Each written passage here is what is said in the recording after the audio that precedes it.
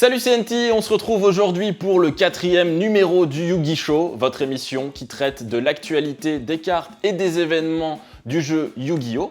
On est encore une fois en compagnie de Jackie qui va nous accompagner comme sur les précédents épisodes. Salut à toi. Salut à toi Julien. Il va nous présenter des cartes. D'ailleurs, aujourd'hui, on a 3 nouveaux produits qui sont sortis dans les dernières semaines. On a la saga des duellistes, on a également Tempête de Rage édition spéciale cette fois-ci, et on a l'OTS Tournament Pack 4. C'est ça. On va également avoir une interview avec un invité double champion Dragon Duel, donc c'est la catégorie junior moins de 13 ans, et il s'appelle Edison Pan. On aura également un retour sur les événements, avec un événement, le YCS, qui s'est déroulé à Prague du 18 au 19 mars, et tu nous parleras également des championnats de France et le retour des WCQ régionaux. Effectivement.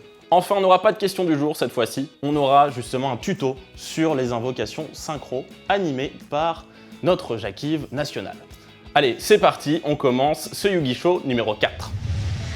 On commence donc avec la présentation des produits qui sont sortis ces dernières semaines. On va commencer par l'édition spéciale de Tempête de Rage. On avait présenté Tempête de Rage le mois dernier, et donc là, cette fois, c'est l'édition spéciale qui sort. Qu'est-ce qu'une édition spéciale? Alors une édition spéciale, c'est comme tu l'as dit, on a présenté Tempête de Rage, l'édition classique, et on a ici l'édition spéciale qui nous permettra de récupérer 4 cartes promo supplémentaires par rapport à nos boosters classiques. Alors, dans ces cartes promo, on va avoir 2 types de cartes. D'abord, les cartes qui seront des cartes qu'on retrouvera dans l'extension suivante.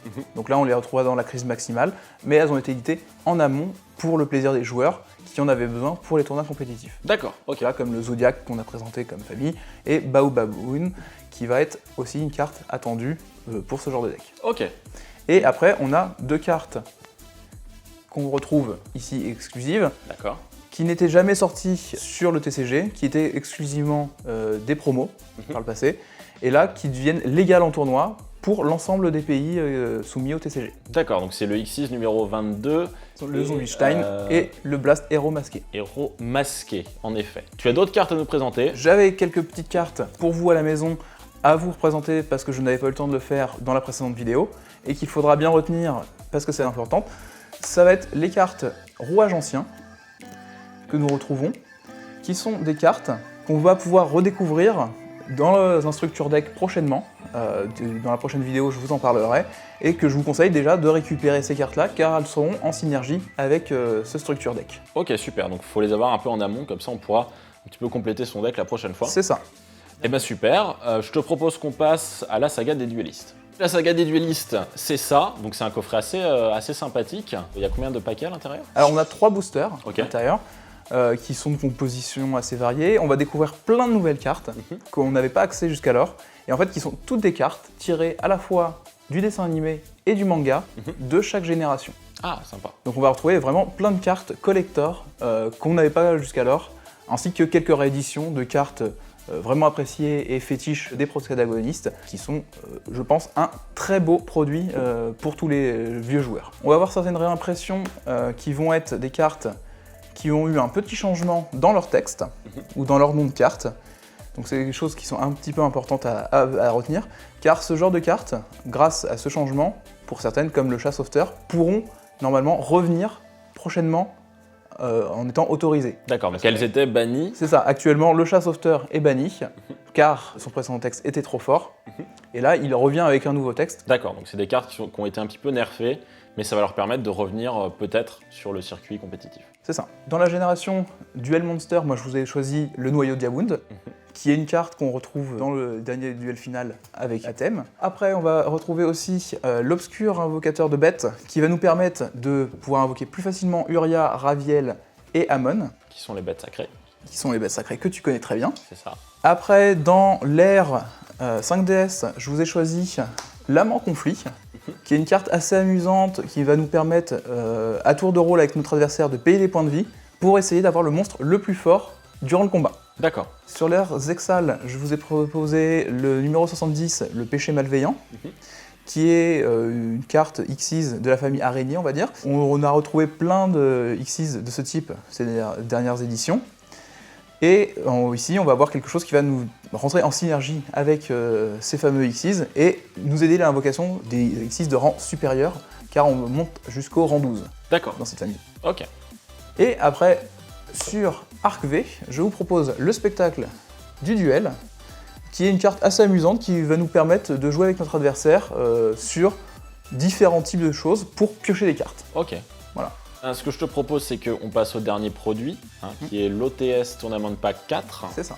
Donc c'est pas un produit qui est disponible au public, c'est ça? Effectivement, c'est un produit que vous ne pourrez avoir que en gagnant des tournois. Sur l'OTS Tournament Pack, on retrouve en général des cartes qui sont appréciées des joueurs en tournoi, et on leur propose des rééditions en général à moindre coût, mais aussi des cartes qui ont une rareté augmentée pour le plaisir de ces joueurs qui ont envie d'avoir des cartes beaucoup plus jolies dans leur deck. D'accord, ok. Donc dans les cartes qu'on va retrouver par exemple, qui va avoir sa rareté augmentée énormément, ça va être la fusion instantanée. Alors ici, moi je vous présente la première fusion instantanée en commune, mais demain on va la retrouver dans votre OTS Tournament Pack en Ultimate. Ok. Donc une des raretés les plus hautes. Ok. On va retrouver aussi le numéro S39 Utopie d'éclair, qui était également une promo card d'édition spéciale par le passé. Voilà. Et que maintenant on va pouvoir retrouver en Ultimate aussi pour le plaisir des joueurs, parce qu'elle est actuellement énormément jouée en tournoi. Et donc pour faire plaisir aux joueurs, on va la retrouver. Ok. Cette rareté-là. Et la dernière, ça va être l'Assaut solennel, qui est une carte aussi extrêmement jouée en tournoi, et que là on va retrouver aussi dans une rareté beaucoup plus élevée. Et on retrouvera également en dehors de ces trois cartes, d'autres cartes avec des raretés baissées ou augmentées, mais pas jusqu'à l'Ultimate. D'accord. Eh ben écoute, super. De quoi récupérer de très très belles cartes en tournoi. Et maintenant je vous propose qu'on passe à l'interview de notre invité, Edison Pan, qui a gagné pas mal de tournois. On l'accueille tout de suite sur le plateau. On se retrouve donc avec Edison Pan, qui est notre double champion de France Dragon Duel. Dragon Duel, c'est les moins de 13 ans. Donc du coup, quel âge tu as toi pour le moment? Cette année, j'ai 15 ans. Ça fait combien de temps que tu joues à Yu-Gi-Oh?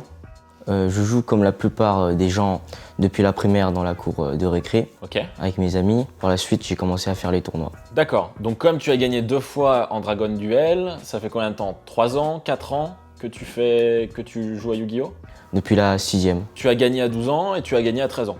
Oui, c'est ça. D'accord. Donc uniquement des titres français en Europe et dans le monde, tu n'as pas réussi à décrocher de titres? T'es allé loin dans les compétitions?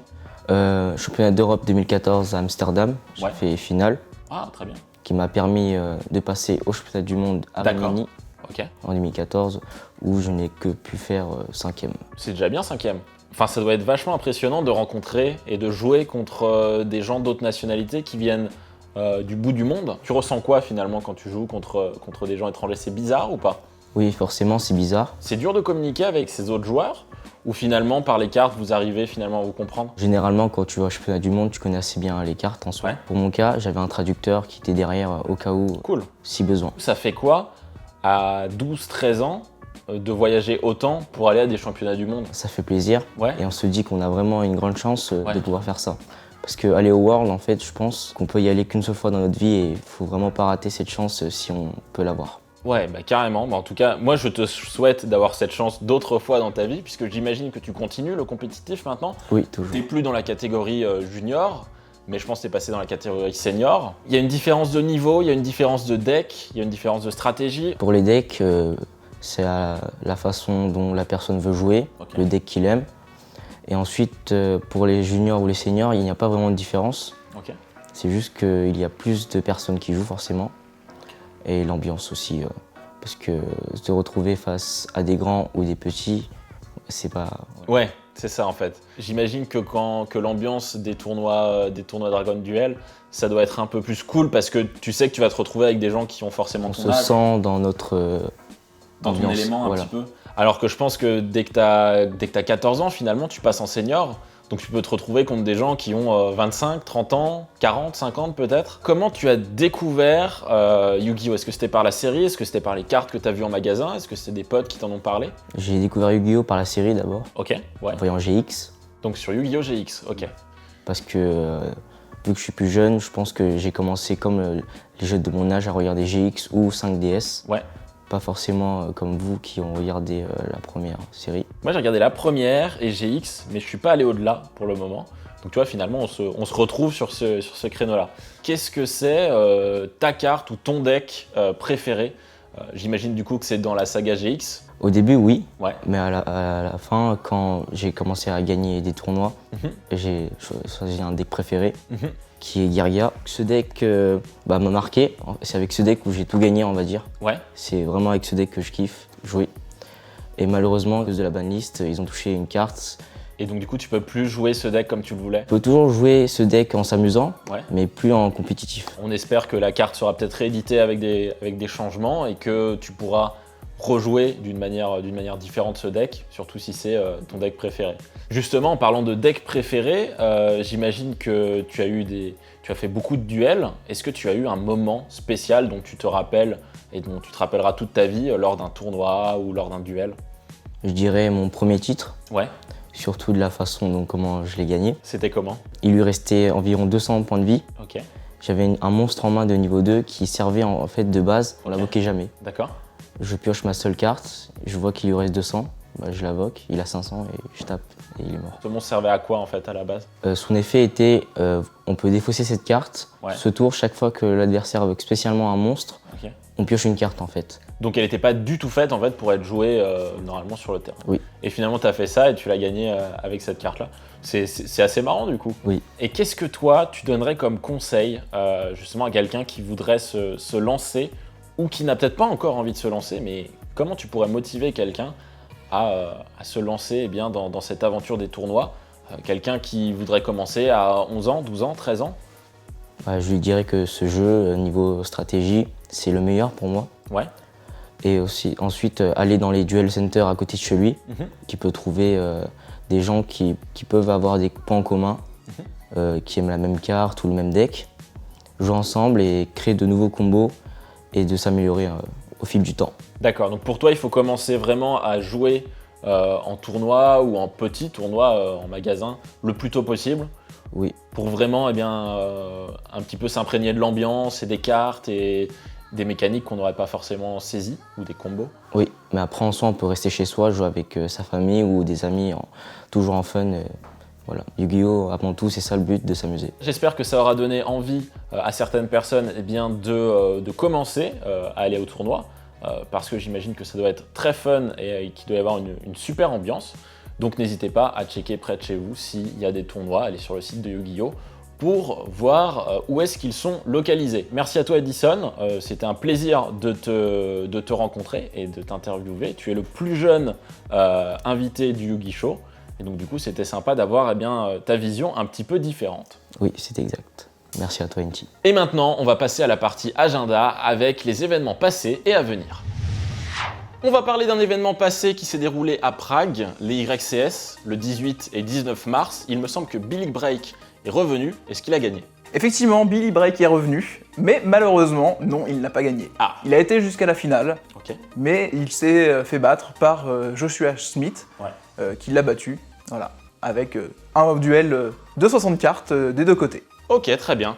Et bien, ce que je vous propose, c'est qu'on revienne en images justement sur ces YCS de Prague.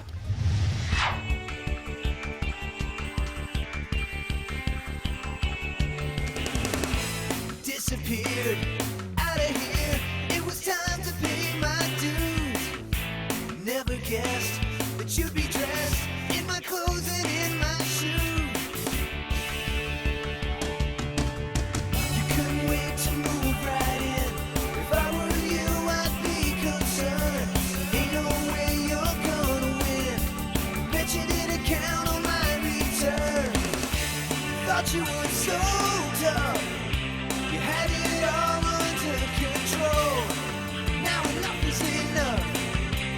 Gonna take back what you stole. Give it up, 'cause now I'm back.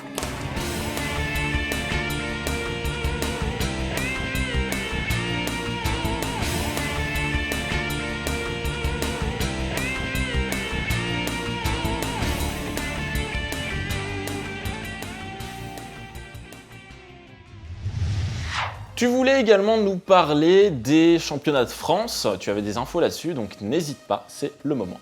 Alors effectivement, comme on vous l'avait dit, on organise un championnat de France à Blois le 20 et 21 mai prochain.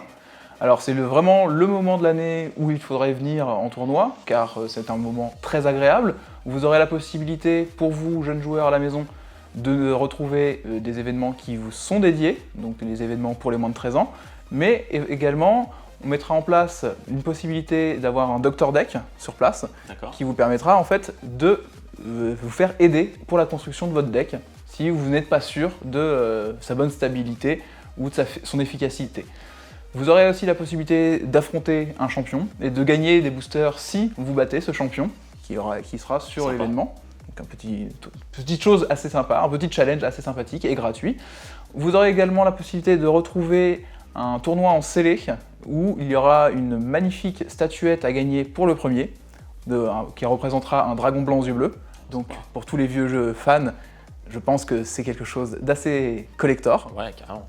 Voilà. Je vous la présenterai en images dans la prochaine vidéo. J'ai hâte d'être à la prochaine vidéo du coup. Et une petite chose à retenir aussi pour vous joueurs, c'est d'aller voir dans votre magasin proche et sur le site de Konami, car il y aura des événements organisés un petit peu partout en France pour tenter de gagner votre place d'inscription au championnat de France. Et de gagner aussi un des magnifiques tapis qu'on avait sur les tables lors d'une des précédentes vidéos qui représentait Yugi et Kaiba. Il me semble qu'il y a le retour des World Championship Qualifiers régionaux. Qu'est-ce que c'est? C'est un tournoi régional qui est organisé par une boutique ou une association qui vous permet de vous qualifier pour les championnats d'Europe. Ok, directement. Et aussi de gagner des lots très intéressants au niveau du top. Super, ce que je te propose, c'est que maintenant on passe au tuto sur les invocations synchro.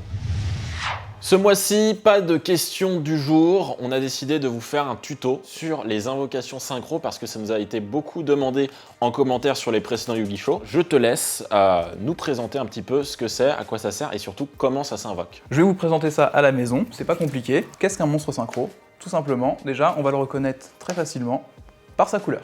Comme toutes les cartes de Yu-Gi-Oh, on a une couleur.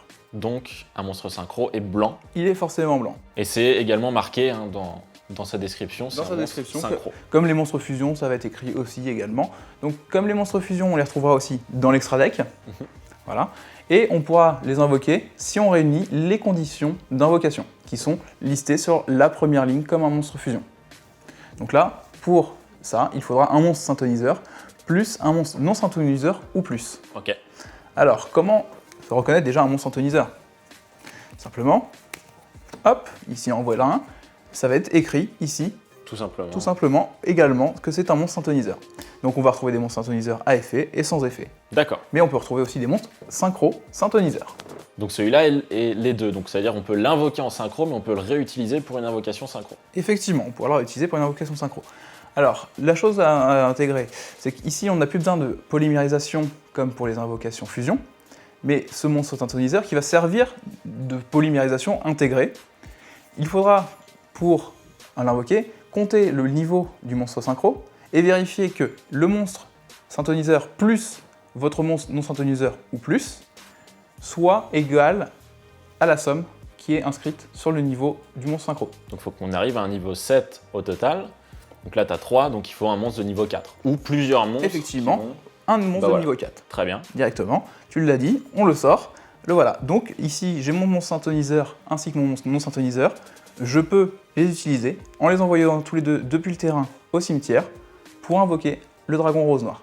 Donc un monstre non synthoniseur, c'en est un où il n'y a juste pas marqué synthoniseur. C'est ça, tout simplement. Très bien. Un monstre classique, comme on connaîtrait habituellement. On peut utiliser n'importe quel type de monstre, tant que ce n'est pas écrit synthoniseur. Là, on a vu qu'on a un niveau 7, un niveau 2. Le niveau 2, on se dit c'est un peu plus compliqué, parce que là, on commence avec un synthoniseur de niveau 3. C'est vrai. Mais pas d'inquiétude, il existe aussi des synthoniseurs de très bas niveau, avec un niveau 1. Donc j'utilise un monstre synthoniseur de niveau 1, plus un monstre non synthoniseur de niveau 1, c'est égal à 2, et je vais pouvoir sortir mon monstre synchro. Parce qu'il faut être exactement au bon niveau Faut être et pas juste exactement. au-dessus. Ok, Faut que ça soit exactement la somme. c'est clair pour moi. C'est clair pour toi? Alors, comme on disait, on sort le monstre synchro synthoniseur. Donc je le sors dans un premier temps. Donc, grâce à ça, hop, j'ai envoyé ces deux-là au cimetière. Ouais. Je l'ai sorti. Et si j'avais envie de sortir notre dragon rose noir grâce à lui, il me faudra du coup, hop, plus celui-là. Et on arrivera encore à un total de 7. D'accord, ok. Qui nous permettra de ressortir ce dragon rose noir en ayant sorti d'abord celui-ci. Super, c'était clair pour moi. J'espère que ça l'a été aussi chez vous. N'hésitez pas à nous mettre en commentaire si vous avez des questions, des petites subtilités que vous n'avez pas forcément compris. on pourra y répondre dans le prochain Yu-Gi Show. Et voilà, c'est déjà la fin de ce 4e Yu-Gi Show. J'espère qu'il vous a plu. Si c'est le cas, n'oubliez pas de laisser un pouce bleu en dessous de la vidéo, un commentaire pour la question du jour du mois prochain, et puis également à vous abonner à la chaîne si vous ne voulez pas rater les prochains. Encore une fois, je remercie Jacques-Yves qui nous a accompagnés. Merci à toi. Merci à toi, Julien. J'espère au mois prochain. Bah, bien sûr. Ok, et bah présent. super. Et on remercie également Edison Pan qui nous a fait part de son expérience des tournois et du compétiteur qu'il est. Merci à toi. Pas de soucis, toujours un grand plaisir. Et bah écoute, c'était un plaisir partagé. On se retrouve le mois prochain pour le 5e numéro du Yu-Gi Show. En attendant, n'oubliez pas, restez comme vous êtes car vous êtes super. Bye tout le monde!